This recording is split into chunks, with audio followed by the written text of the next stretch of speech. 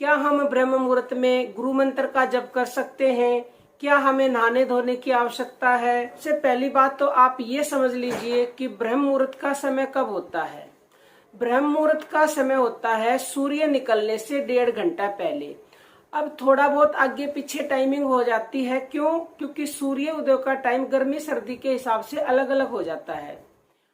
लेकिन ब्रह्म मुहूर्त शुरू होता है 3 बजे से। किसी को ज्यादा लाभ चाहिए तो 3 के बाद वो कभी भी उठ सकता है, अन्यथा आप ऐसा करें कि 4 बजे तो पक्का ही उठ जाएं। ठीक है, 4 बजे उठ के फिर आप जितनी देर नाम जप करना चाहते हैं उतनी देर नाम जप करें। और एक बहुत ही बड़ा प्रश्न ये है कि क्या ब्रह्म मुहूर्त में नाम जप करके हम सो सकते हैं? तो देखो, सोने को तो बहुत से मनुष्य सो जाते हैं, तो उसमें फिर जो आपको लाभ मिलना होता है ना, वो कम हो जाता है। अगर आपको सोना ही है तो सूर्य जब तक ना निकले, यानी कि ब्रह्म मुहूर्त जब तक समाप्त ना हो तब तक ना सोएं।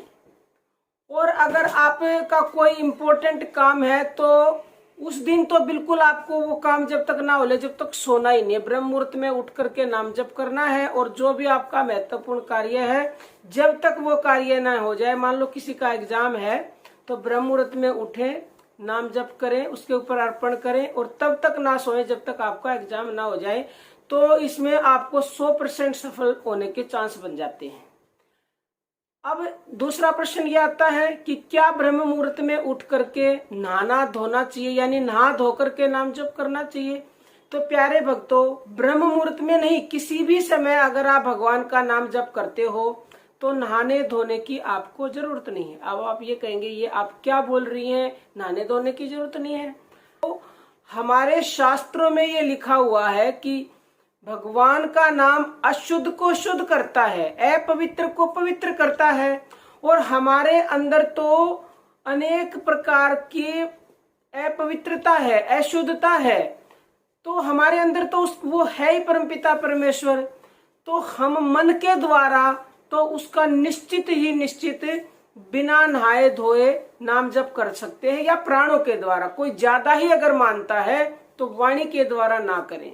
एक और प्रश्न है, क्या महिलाएं मासिक धर्म के दौरान नाम जप कर सकती हैं? बिल्कुल कर सकते हैं, चाहे वो ब्रह्म मुहूर्त में करते हैं चाहे वो दिन में करते हैं। बल्कि हम तो ये कहते हैं कि मासिक धर्म के दौरान हर माँ बहन बेटियों को जरूर से भी जरूर नाम जप करना चाहिए, क्योंकि मासिक धर्म में माताओं बहनाओं के स्वभाव में बहुत ज्यादा चिड़चिड़ापन आ जाता है, उनमें हार्मोन्स के चेंजेस होते हैं। तो अगर वो नाम जप करेंगे तो उनके अंदर मतलब शांति उत्पन्न होगी, उनका चिड़चिड़ापन दूर होगा, भगवान से जुड़ेगा, शांति मिलेगी, और उनके जो हार्मोन्स में बदलाव होते हैं वो भी बहुत ही कम होंगे, ना के बराबर। तो ये भी प्रश्न क्लियर हो गया। अब प्रश्न ये है कि ब्रह्म मुहूर्त में क्या हमें गुरु नाम का जप करना चाहिए या भगवान नाम का? देखो, आपके पास गुरु मंत्र है तो आपको गुरु मंत्र का नाम जप करना है, क्योंकि गुरु मंत्र से बड़ा कुछ नहीं है। ये भगवान का नाम ही एक तरह से गुरु मंत्र है। क्यों? क्योंकि गुरु को भगवान ने स्वयं अपने से भी बढ़कर बताया है, और गुरु जी जो होते हैं वो भगवान नाम का ही गुरु मंत्र देते हैं। और जो शास्त्रों के द्वारा मंत्र बताया गया है वो सोहंग मंत्र ही होता है। तो आप गुरु मंत्र के ऊपर पूर्ण विश्वास रखें, पूर्ण। ये दोहा आपने सुना होगा कि गुरु गोविंद दो खड़े, काके लागू पाए, बलिहारी में गुरु की जो गोविंद दिए मिलाए। यानी कि गुरु और गोविंद दोनों अगर आपके सामने खड़े हैं तो सबसे गुरु के चरणों में लगना चाहिए, गुरु के चरण छूने चाहिए। क्योंकि अगर गुरु जी नहीं होते तो भगवान से यानी गोविंद से आपको मिलने का रास्ता कौन बताता?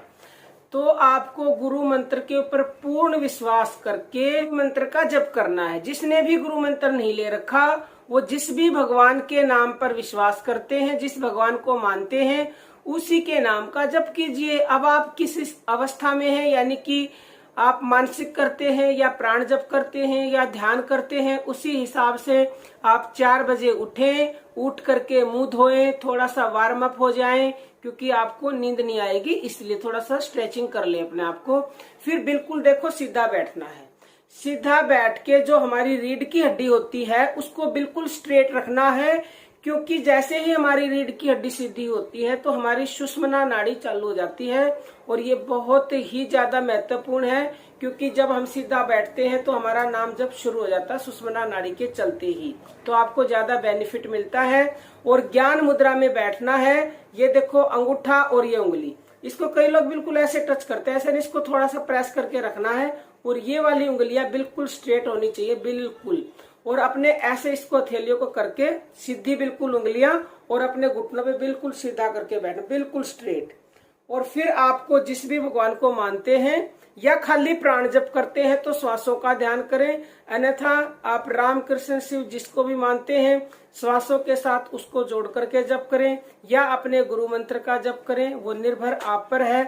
ये निश्चित है कि जो मनुष्य ब्रह्म मुहूर्त में नाम जप भजन करता है या गुरु मंत्र का जप करता है उसके शीघ्र शीघ्र शीघ्र ही अच्छे दिन आ जाते हैं। इसमें एक मतलब % क्या लेस मात्र भी संशय नहीं है, क्योंकि ये बहुत ही शुभ समय होता है। परमात्मा का मुहूर्त का मतलब ही होता है कि बहुत ही अच्छा समय, और ये तो अनबुझ मुहूर्त है, परमात्मा का समय है।